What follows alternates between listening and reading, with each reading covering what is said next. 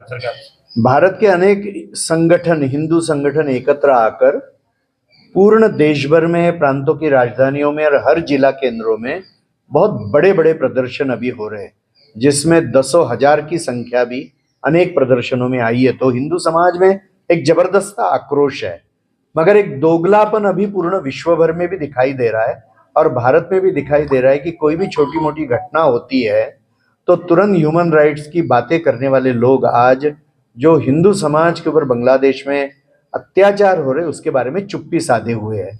यानी ऐसा लगता है कि हिंदुओं को ह्यूमन राइट्स है ही नहीं।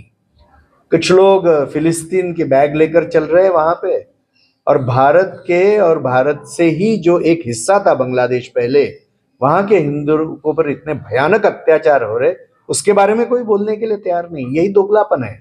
तो यह दोगलापन अच्छी बात नहीं है। दूसरी बात की 5 अगस्त को जब सत्तांतरण हो गया बांग्लादेश में, तो भारत में अनेक लोगों ने ये बात कही, क्योंकि 5 अगस्त से ही जो सारी शक्ति बांग्लादेश के सरकार के विरुद्ध लगी हुई थी वो हिंदुओं के विरुद्ध लगनी शुरू हो गई वहां पर। और इसलिए वहां पर जो अत्याचार हो रहे हैं, तो 5 अगस्त को भारत में कई लोगों ने सोशल मीडिया में लिखा कि जो बांग्लादेश में हो रहा है वो अच्छा है और वो भारत में भी होना चाहिए, ऐसी उनकी इच्छा है। मुझे लगता है भारत में इसके बारे में बहुत सतर्क होने की आवश्यकता है, क्योंकि ऐसी शक्तियां बैठी है जो हिंसा को प्रोत्साहन देगी और जो प्रचंड मात्रा में बांग्लादेशी घुसपैठी मुसलमान और म्यांमार से आया हुआ रोहिंग्या मुसलमान यहाँ बैठा हुआ है, वो भारत के अंतर्गत सुरक्षा के लिए बहुत बड़ा खतरा है। महाराष्ट्र है, छत्तीसगढ़ है, दिल्ली है, ऐसे अनेक जगह पर ऐसे बांग्लादेशी घुसपैठी मुसलमानों को ढूंढकर वापस भेजने का सिलसिला जो प्रारंभ हुआ है वो मुझे लगता है बहुत स्वागत योग्य है। बड़े प्रमाण में इसको करना चाहिए। एक अखिल भारतीय बैठक में यहाँ पर आने वाले हैं। वैसे ही विश्व हिंदू परिषद यह देश के बाहर भी 30 देशों में गठित है, तो विश्व भर के भी विश्व हिंदू परिषद के प्रतिनिधि विविध देशों के यहाँ के अपने अखिल भारतीय बैठक में एकत्र आएंगे। लगभग पूर्ण देश विदेश से आने वाले 1000 से अधिक कार्यकर्ता जो देश के सभी प्रांत और 400 से अधिक विभागों से वो एकत्र आएंगे।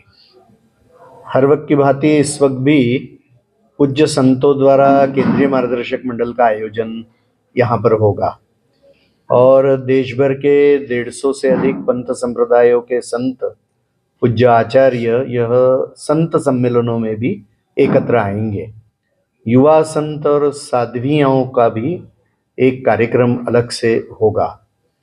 वैसे ही आज जनजाति विस्तारों में, वनवासी विस्तारों में जिन पूज्य साधुओं का प्रभाव है, ऐसे साधु संत भी स्नान के लिए, यहाँ पवित्र स्नान के लिए एकत्र आने वाले हैं। भारत के बाहर के और भारत के अंदर के भी बौद्ध मत के भी अनेक पूज्य संत लामा इसमें सहभागी इस कुंभ स्नान में होंगे, ये हमारा विश्वास है। और भारत के दक्षिण हिस्से से और उत्तर पूर्व हिस्से से अभी संख्या बढ़ रही है, ये बहुत आनंद का विषय है। तो ये महाकुंभ है, ये पूर्ण देश भर का ऐसा सबके सहभागिता का यह कार्यक्रम बनते जा रहा है। अखिल भारतीय बैठक सम्मेलन कब होगी और इसमें किन किन विषयों पर इसमें चर्चा होनी है? 3-4 प्रकार के सम्मेलन होने वाले। एक तो महिला दुर्गा वाहिनी, ऐसे विश्व हिंदू परिषद के 2 विभाग काम करते हैं, तो लव जिहाद जैसी समस्याएं, हिंदुओं के संस्कारों के क्षरण के विषय हैं, बाद में कुटुंब प्रबोधन के विषय है, महिलाओं में सेवा कार्य है, शिक्षा, रोजगार, स्वास्थ्य को लेकर। तो ऐसे सारे विषयों का विचार करने के लिए उत्तर प्रदेश का एक विशेष महिला सम्मेलन बड़ा, जिसमें हजारों बहनें आएगी, ये इस कुंभ में संपन्न होगा। साथ ही में आज अनेक शक्तियां हिंदू समाज को तोड़ने के लिए, विभाजित करने के लिए सुनियोजित प्रयास कर रही है और इसलिए हिंदू एकात्मता बढ़े, हिंदू एकात्मता प्रबल हो, इसलिए एक सामाजिक समरसता के दृष्टि से भी सभी को एकत्र करके एक बहुत बड़ा सम्मेलन होगा। विश्व हिंदू परिषद आज गोवंश की रक्षा करने वाला सबसे बड़ा संगठन भारत का है और इसलिए गोवंश की रक्षा और किसानों को कृषि में, गोवंश आधारित कृषि का सारा काम करने वाली अनेक संस्थाएं और हजारों कार्यकर्ता एक विशेष सम्मेलन में एकत्र आएंगे। और साथ साथ में मतांतरण रोकने के लिए जो अनेक पूज्य संत और अनेक संगठन काम कर रहे भारत में कि हिंदू का मतांतरण न हो, वह विषय को लेकर भी एक बहुत बड़ी बैठक होगी।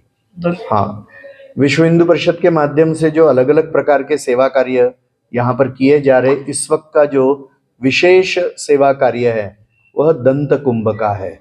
दांतों से संबंधित रोगों का डायग्नोसिस है, उसके उपचार है, इसके बारे में वहाँ पे निरंतर पूर्ण 1.5 माह यह दंत कुंभ हमारे शिविर में चलेगा।